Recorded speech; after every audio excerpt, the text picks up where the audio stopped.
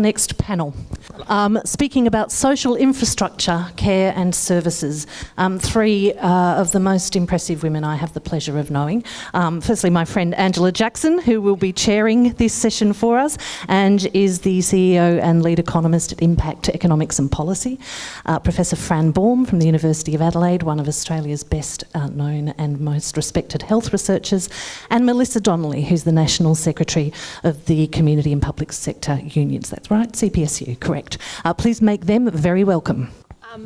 Look, thank you so much, Emma, and thanks for having us, and thanks for hosting this. I have to say, in the current climate, it is refreshing to be thinking about solutions, about doing that in a cooperative way. And so I think today really represents, I think, a bit of a beacon of light in what is otherwise a pretty dark time.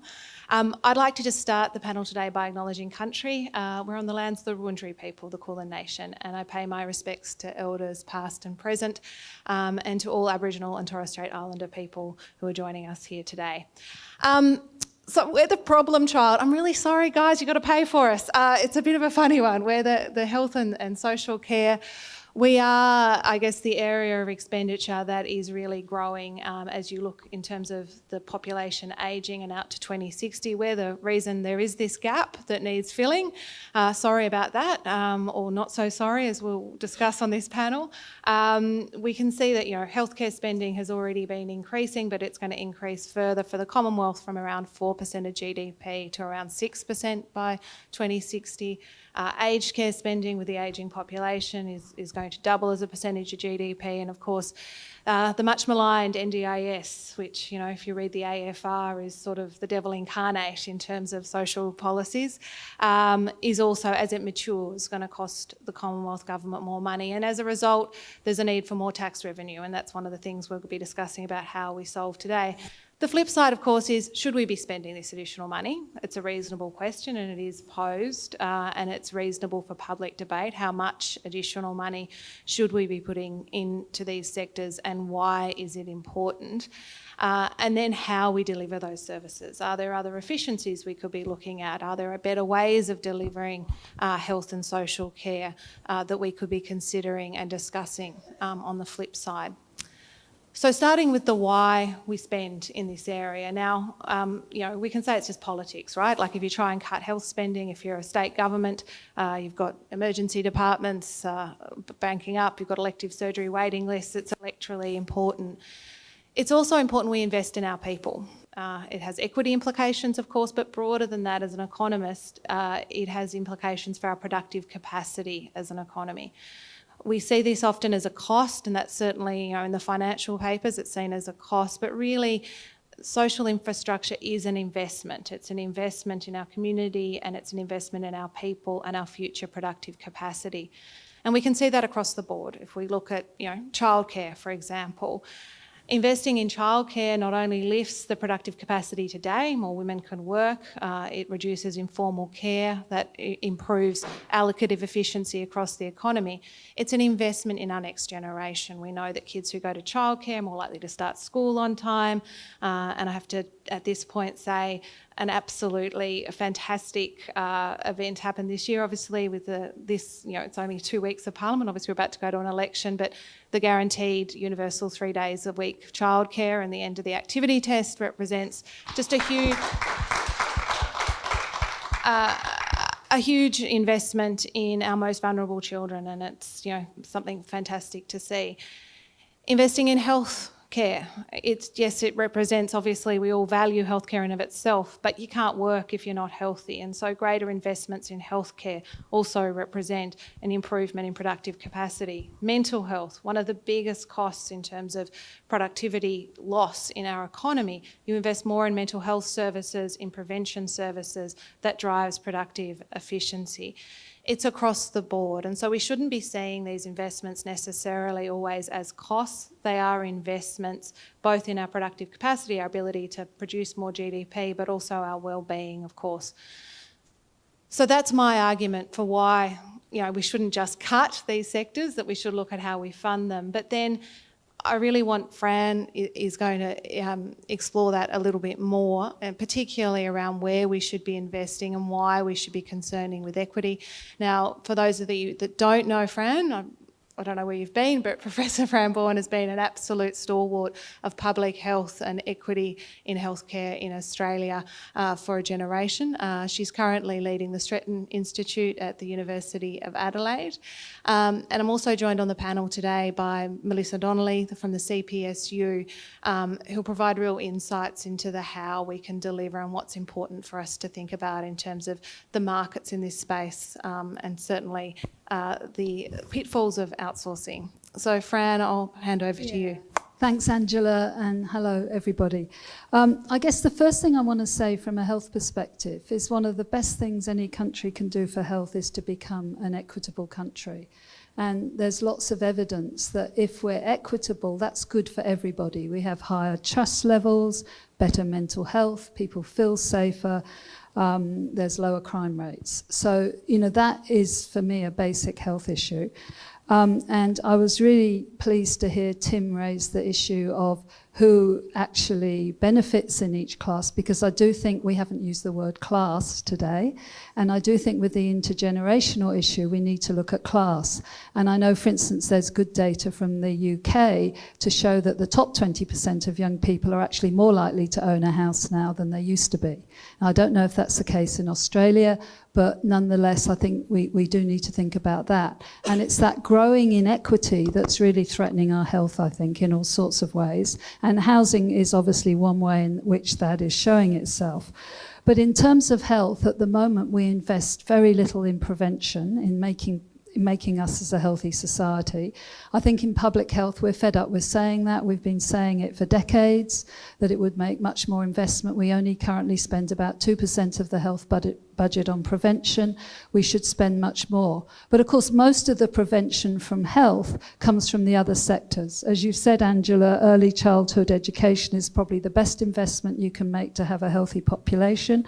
I really agree with your point, May, as is, about public housing. I couldn't come from the Stretton Institute without saying that. Hugh Stretton was one of the big advocates of public housing, and not just as welfare housing, but as public housing for people. And in South Australia, we had an amazingly strong housing trust that I would see as really good for promoting health. And of course, people need adequate welfare benefits, and we've heard about that from Cassie.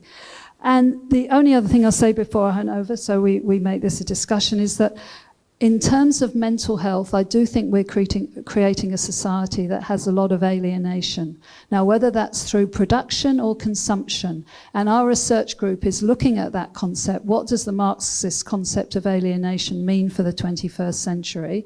There's lots of workplace practices that are not good, but also in terms of consumption. How many of you have been frustrated by dealing with a corporate energy or bank or something like that? You've been left on the phone, you haven't got the service, you felt ripped off. We think that's increasing the toll of mental health in this country, that there's a lot of alienation from the pressure to consume. How much do you feel the pressure to consume? And I think we need to look at some of those underlying factors that are driving the extraordinary rates of mental ill health, particularly among young people, of course. And I think that reflects a whole lot of different things. It doesn't just reflect people's response in terms of stress to modern society. There's actually built-in processes of alienation I think we have to consider. And I'm sure, I see Catherine Trebeck there, I'm sure tomorrow you will say a bit more about growth and whether it's growth we want in an economy. And I know Ken talked about that this morning, but I guess we could ask the question of, is that healthy? How can we go on having growth in a world of finite resources?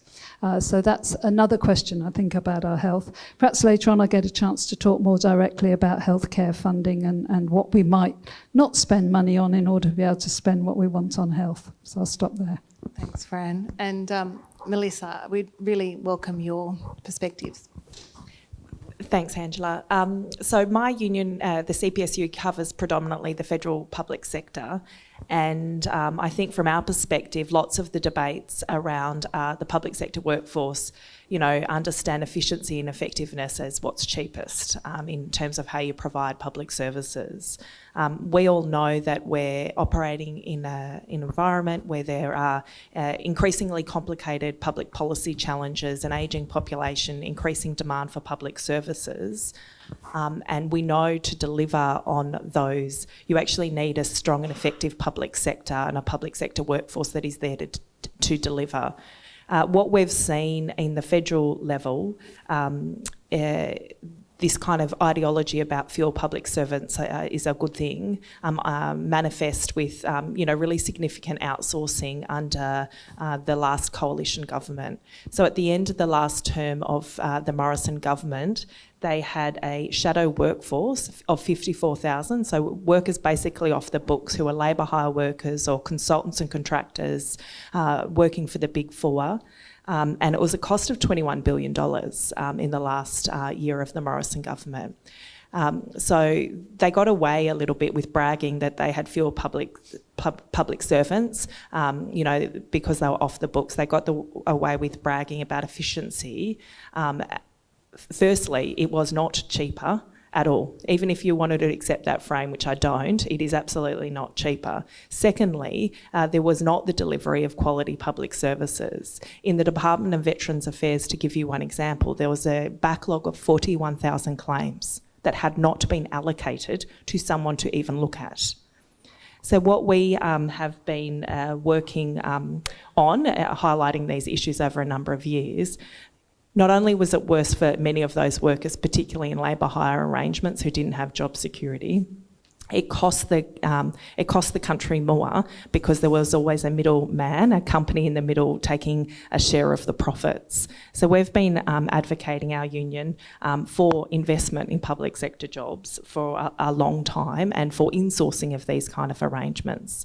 And over the last few years, there has been significant reinvestment in the public sector in terms of direct public sector workers providing quality and effective public services to the community.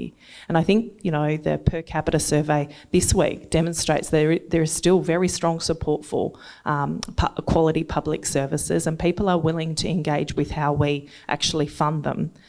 We need to link those two items. So what that's meant in terms of actual delivery of services to the community, in Services Australia, which is Centrelink, which is the biggest arm of the federal government, claims on hand, claims to be dealt with, have reduced by half. In the Department of Veterans Affairs, that 41,000 backlog has been dealt with, and claims are now allocated to an officer within 2 weeks for assessment. There's still much more to do in terms of public sector capacity and so on, but at least we are starting to head in the right direction. In the current federal political environment, we do have Dutton and the opposition saying they'll cut 36,000 jobs, which is 1 in 5 jobs in the public sector, which would send us right back on that track in terms of delivery of services. We have the Victorian Labor government today announcing cuts to the public sector, which also have direct implications for community services and those who receive them.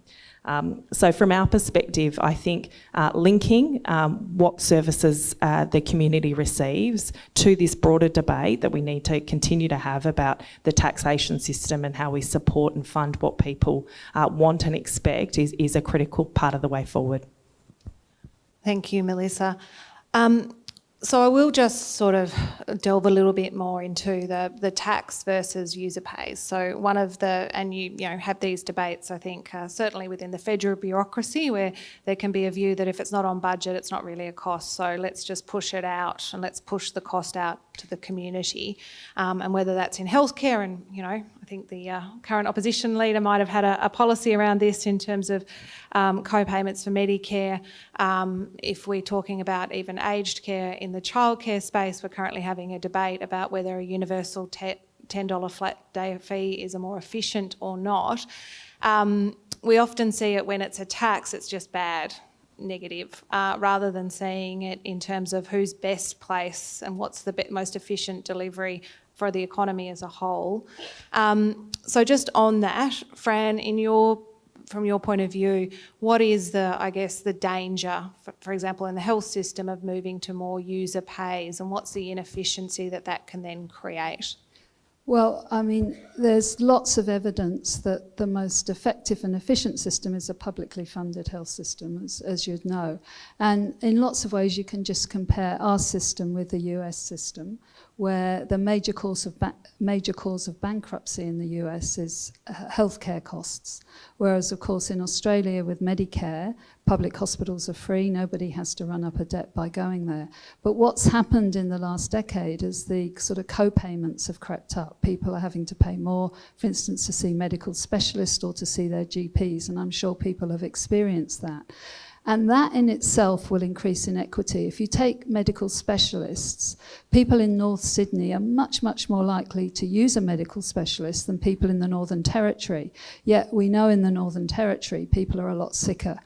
So there was a famous British GP called Tudor Hart who talked about the inverse care law. In other words, the people who need it most get the least. And that's the real danger of a fee-for-service system. And I think one of the things, I mean, for instance, apparently Donald Trump has said to the UK that if they want a trade deal with him, they will have to open the NHS to private health insurance companies in the US. That's already happened, and I can imagine Australia might be under similar pressure in regard to Medicare. Now, Medicare is very popular with the public. I saw a poll in The Guardian today that 60% of people are prepared to spend more on Medicare. So it is a very popular institution, and I think it would be easy to defend because I think people can see what happens in the US and they know how expensive healthcare there is. So I think in terms of equity, in terms of fairness, we have to fight hard to maintain a system that's based on a publicly funded healthcare system. And we currently spend 6.7 billion a year subsidising private health insurance. That was in 2023. So is that a good expenditure of money? Wouldn't we be better putting that into the public system? If people want to have private health insurance, they pay the full costs. And that would likely be a very equitable public policy, I think. So we really do need to defend Medicare. When I was president of the Public Health Association, we ran a campaign. It works, it's fair, it's Medicare, and I think we might need to revive that campaign. Absolutely. Another prime example of the deterioration in services when you fully privatise it is, of course, the employment services model, which makes millionaires out of a handful of people around the country, delivers no quality services for unemployed people looking for jobs, is not good for businesses looking for workers, and there are literally, its share of expenditure in the budget is increasing year to year, and there are people buying yachts. And I think you could, and I would just add to that, I think as we have this debate about, efficiency and the best way to deliver services, the use of quasi-markets in Australia and the outsourcing has been part of that, and the belief that the private sector is just going to be more efficient has clearly proved to be somewhat unfounded in terms of what the outcomes are. And we can look at, childcare fees, have grown at one of the fastest rates in the CPI basket once you take out all the subsidies, and we have a very large private sector providing childcare, making big profits, and international conglomerates are involved in your childcare system. You start sort of private equity gets involved. You start going, wait a minute, what are we doing here in terms of incentives? Aged care, we've seen huge issues in terms of private sector for-profit providers.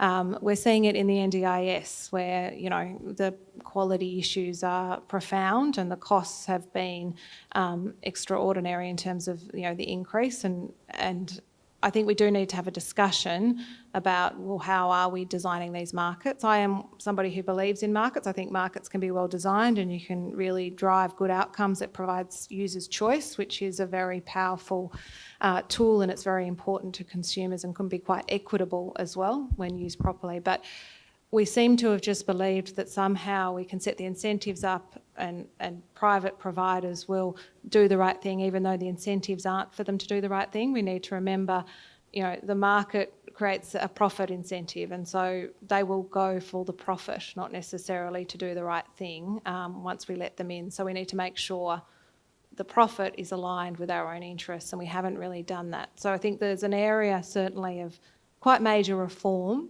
It's not necessarily going to save us money, but it can deliver much better outcomes as well.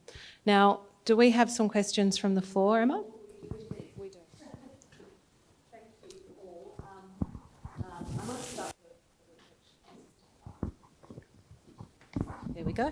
I might start with just a reflection to back up what you said there, Ange. I mean, the research that we've done at per capita into the NDIS shows that it's an incredibly good investment in terms of the outcomes for people and the return on investment if it works. But at the same time, it's uncovered a lot of workforce problems, a lot of problems to do with the regulation and the quality of care that really have emerged because it was set up and then let the market rip. So yeah, market design, I'm with you. I think markets are very good things when they work in certain areas, but they need to be designed and they need to be regulated. I just wanted to contribute. Okay, we do have some important questions for you. Perhaps I'll start with one for Melissa, I think. Governments of both sides have required public sector efficiency dividends year on year. What have been the practical impacts of these policies, not just on the public sector, but on service delivery? Yeah, so absolutely governments of both sides have used efficiency dividends and at times have ramped those up as a budget saving, which really goes to, I guess, that false debate that occurs in political circles about public sector is inefficient, therefore if you take more money from it, it'll be more efficient. At a federal level, the most significant implications around those kind of hard budget cuts is for smaller agencies that have less overhead and therefore less capacity to manage those kind of reductions in the reductions in funding. So things like the cultural institutions in Canberra struggle immensely when there are efficiency dividends, which are just percentage budget cuts, because they have a statutory mandate about the services they're to provide as part of their, National Library or National Gallery or Portrait Gallery, whichever one, and they really struggle to be able to contain costs in any other way. Yep. I think one of my proudest moments when I worked for a minister was getting the ABC exempted from the efficiency dividend. Fran, a question for you here, I think. To properly assess the medical systems, the examples that we were just talking about, don't we need to measure healthcare outcomes in aggregate and at minimum? What does that data show about different health systems? Ange, you might have thoughts on this too, but Fran first. Yeah, well, I mean, I think we know that the life expectancy gap between the US and Australia is now around about 8 years. And of course, that doesn't only reflect health system, that also reflects all those social determinations of health, like the bigger inequities there and so on. And generally, we find that countries that have good public health systems actually have healthier populations, and that kind of makes sense really when there aren't big barriers to healthcare in terms of cost. And I guess that raises for me the issue of there's a real danger in the future that we could be spending a lot of healthcare money on things that don't give us much benefit, particularly at a population health level. There will be, particularly if you have a lot of private providers, we've got an increase in private equity firms, a financialisation of health services, investing in health, wanting to make a profit.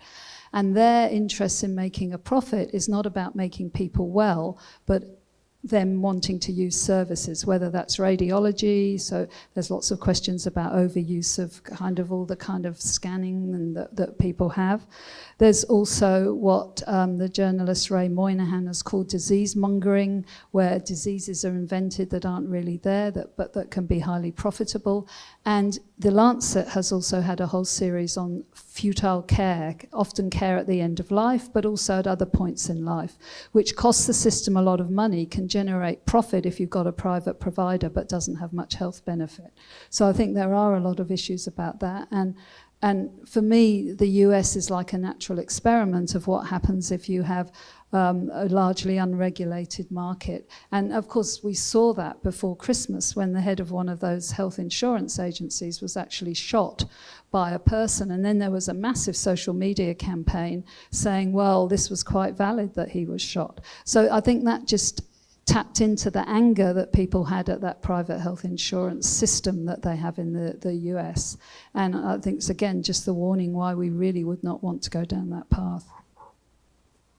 Look, I think there's obviously huge inequality in Australia in terms of outcomes, and I don't have the figures on top of my head, but obviously closing the gap, we know that between Aboriginal and non-Aboriginal people that gap remains profound, and I think it's around 9 to 10 years, and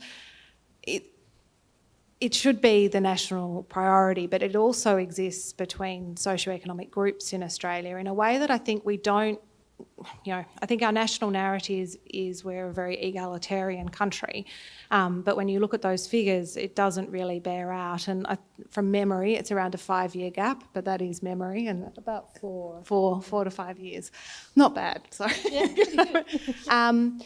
And Medicare is held up as the policy, and it's this amazing universal system, but it does have a lot of flaws, and I think we don't necessarily, again, like to talk about those flaws a lot, particularly probably on the left side, because it's seen as, and it's held up as this marquee policy, but we have a complete oversupply. It allows for an oversupply of medical doctors in high socioeconomic areas where they're not needed, where they can charge higher incomes or higher fees that then get paid, and that supports their incomes, and a complete undersupply in lower socioeconomic areas where we need more doctors.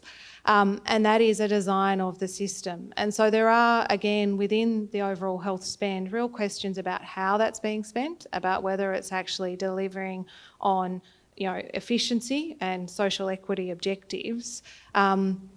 I'm not going to propose that any political party take on the AMA at this point in an election cycle, but there are real questions about what reform might look like in this space, about delivering better outcomes that are more equitable. And I think we do need to actually not hold ourselves to Medicare in some sort of emotional sense. The backbone of our health system is our public hospitals, if I'm honest. That is where Australia, in terms of both the level of investment and access, it's still the case that if you have a major trauma in this country, you want to go to the public hospital. If you get cancer in this country, you want to go to a public health system. Like, it is the best healthcare you're going to get in the world. It's like some of the best in the world. The Royal Children's Hospital up the road, Royal Melbourne. If you've got a stroke, this is the place to have a stroke, and that is something we should be proud of and hold on to. Medicare, I think, is still up for significant reform within a universal system of driving more efficient and equitable outcomes. I don't know how much you know about the urgent care clinics program that the government set up. That's operating a little differently, isn't it? It is. So, this is kind of nationalisation by stealth, is it? Yeah. There's a reason all the doctors in these clinics are from the UK, right? Because they're on the public purse. And they don't mind it so much.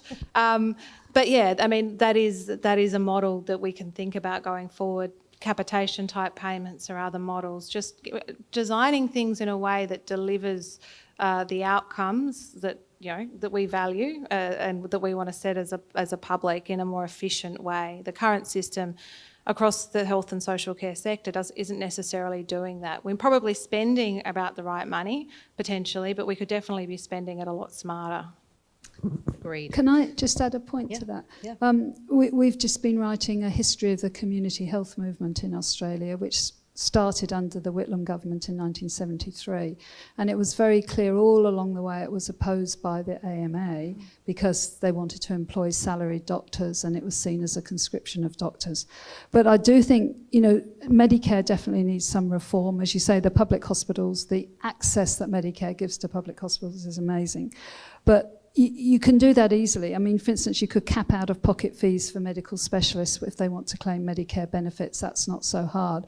But I also think we need to look back to that community health program. And in Victoria, you still have fantastic community health services that have had a brilliant history, Fitzroy, Brunswick, and so on over the years. But if we had a national, it would they do more than an urgent care centre. They'd provide a whole range of multidisciplinary primary health care, but they would also offer groups, support for patients, diabetes care and so on, and also do advocacy for their community. And in Victoria, you've managed to keep those centres, but a national programme of community health centres would be brilliant. And I think there may be more momentum to be able to get that up now than there has been since the Whitlam government. So I think that could be a very equitable public policy. Thanks. Another question for Mel. As you alluded to earlier, Peter Dutton's accusing Labor of adding 36,000 jobs to the public sector, which he's going to cut, he says. What are we getting for that investment? And how can civil society, which are most of the people in this room, defend these services in the face of falling trust in government? So for that investment in the public sector workforce, there are really specific and direct implications for the services that the community receives. So in the Department of Veterans Affairs, at the end of the Morrison government, 50% of the workers, if a veteran called up and asked for help to submit a claim, 50% of that whole workforce was labour hire, was outsourced.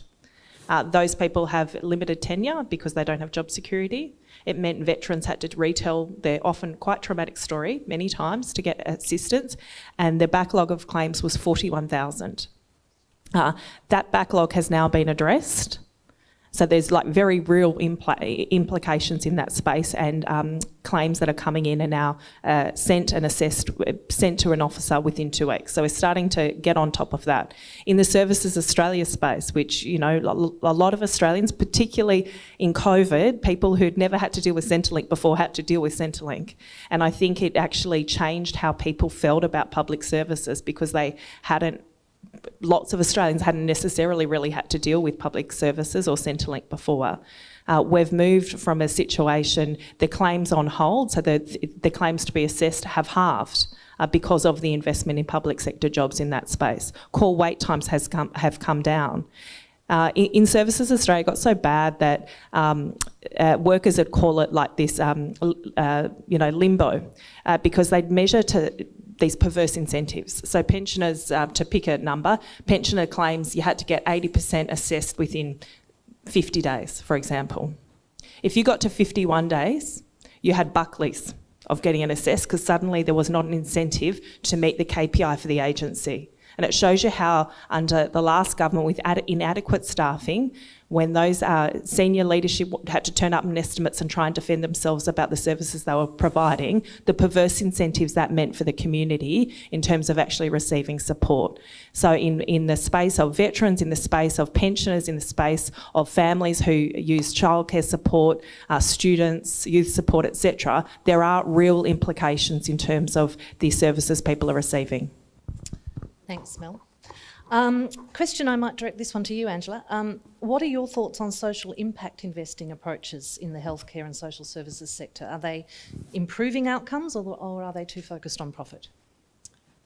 Yeah, look, I think it's, social impact investing is, it's an interesting space. It's in terms of both, the measurement and whether it can really drive, investment, and from a government perspective, innovation in these areas. Look, I am more in the, and there'll be economists in the room who disagree. I believe in markets. I think if you can get markets working, and the problem I see with social impact investing is it's quite small. It's very much at the margins. If you can get every decision that's being made in the market aligning with your objectives, you've just got a much better chance of having good outcomes. So it's not that it doesn't have a role, but I think given how poorly performing our markets are in this space and how they're not delivering in terms of quality and in terms of efficiency and cost effectiveness, the real work should be on that. That's where you can you can really drive the improvements, because if every decision that's, if you've got thousands of businesses or thousands of entities providing care and their incentives are aligned with yours, then you can just get better outcomes. So it's not to say it doesn't have a place, but I just don't think it's necessarily. It's a bit like philanthropy, right? We could be having a discussion about what's the role of philanthropy, and it's not to say that philanthropy doesn't have a role. It does. But it's nowhere near what the tax system can do. It's nowhere near what the government can do. Like, that's where you can really get change and you can really drive better outcomes. I think that point was made by Rachel Ball from Reichstein yesterday at our discussion about philanthropy and tax. It's absolutely true. I think you're right. I'm going to ask 2 more questions before we finish up. How should we manage care provision, this is probably one for all of you, in an ageing population as we need to deliver more elderly and disability care while people are having fewer children? I mean, it goes to the core of the revenue base and the taxpayer base, really, doesn't it? No one wants to take that one. Well, again, that essential poll this morning suggested 60% of the population are prepared to spend more on aged care. So It was actually our tax survey, Fran, but it was your quoted tax by survey. Peter in his article. It was, We're all the same. Sorry. Oh, sorry. Anyway, 60% are prepared, and I guess there's a lot of self-interest in that because we're all hoping to get old, even if we don't. And I mean, it seems to me that it's something we should invest in. And I guess that the other point I wanted to make is, what don't we invest in to pay for that? And, you know, one of my bugbears is AUKUS. You know, the amount of money that we're going to spend on AUKUS is phenomenal. It's 368 billion between now and 2050. Now, we could buy a lot of aged care for just a proportion of that. Yeah, but we just print money for defence, don't we? I understand that, and the budget's always run over, but isn't it about a national conversation? There wasn't any national conversation about AUKUS. There is a lot of community opposition to it. So it's a matter of priorities, and it doesn't actually cost that much to look after old people, and the models of looking after people in their home are what people say, oh, I don't want to go to a nursing home. I don't think anybody wants to go to a nursing home. So if we develop new models, if we invest in strong public sectors, we don't have just privatised models. You know, I have this model where you could have community health centres that also do the aged care, do the disability care, and are basically public models that employ public servants that are well run, well governed, and get to know their community so people can stay in their community. They don't have to move. They're working with providers that they know and trust. So if you had a model of these sort of comprehensive health centres that did aged care, disability care, primary health care, reimagine that, I think that model could work really well because it would be so much rooted in local communities. And I would adopt the Victorian model of having community involvement in the management of those centres too. Thank you. We do have... I'll just add, I think there, in terms of workforce as well, it's often, people want to turn to migration as being the only solution, and it will be part, obviously, of any workforce demand, the need for more workers. It would be great in this space, though, to see much more focus on men.